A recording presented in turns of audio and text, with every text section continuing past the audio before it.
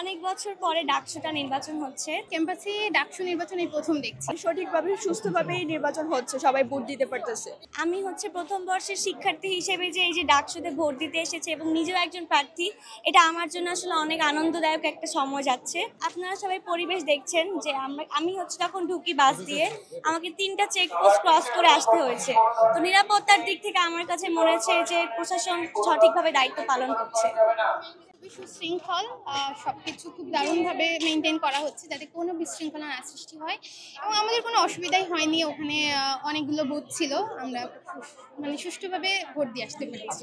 আমাদের ক্যাম্পাসের জন্য নতুন পরিবর্তনের সূচনা করবে, আমরা এটাই দেখছি। আসলে আমি 19-20 সেশন এবং ক্যাম্পাসে ডাকসু নির্বাচন এই প্রথম দেখছি। তো আমি প্রত্যাশা করব যে আমরা পুরো ডাকসু নির্বাচনটা এবং যারা প্রার্থী হিসেবে আসবে তারা সুযোগ্য কেউই আসবে এবং তারা নতুন করে অনেক কিছু পরিবর্তন আনবে। বাউন্ডারি মনে হয় না দেখলাম যে কারো বেশি সময় লাগতেই পারে, তো এই জন্য চাপ ক্রিয়েট হচ্ছে না, কারণ অনেক বেশি বুথ ক্রিয়েট করা হচ্ছে, যার কারণে কারো যদি একটু এক্সেস টাইমও লাগে আমার মনে হয় হয়ে যাবে, তবে সময়ের ভেতরে কমপ্লিট করা সম্ভব।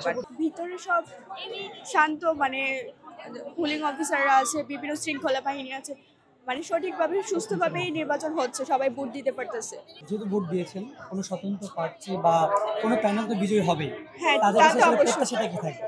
তাদের কাছে প্রত্যাশা থাকবে যাতে ওরা যাতে স্টুডেন্ট ফ্রেন্ডলি হয়, স্টুডেন্টদের ন্যায্য অধিকারগুলো যাতে পূরণ করার চেষ্টা করে, এটাই আসলে চাওয়ার থাকবে। অবশ্যই যোগ্য দক্ষ প্রার্থীরা যেন উইনার হয়। দর্শক, আপনারা দেখছেন যারা ভোটার রয়েছেন তারা কিন্তু খুব সুশৃঙ্খলভাবে আসলে সারিবদ্ধভাবে আসলে ভোট কেন্দ্রে প্রবেশ করছেন, এবং যারা নির্ধারিত এখানে প্রশাসনের যে কর্মকর্তা রয়েছেন তারা কিন্তু এখানে তারা দায়িত্বরতভাবে তাদেরকে আসলে গাইড করছেন এবং ভোট প্রদানে কিন্তু তাদেরকে উৎসাহিত করছেন, এবং খুব সুশৃঙ্খলভাবে তারা কিন্তু আসলে ভোট প্রদানের ভিতরে প্রবেশ করছেন, এবং যারা আসলে ভোট দিয়ে দিয়েছেন তারা কিন্তু আসলে খুব সুশৃঙ্খলভাবে বেরিয়ে আসছেন।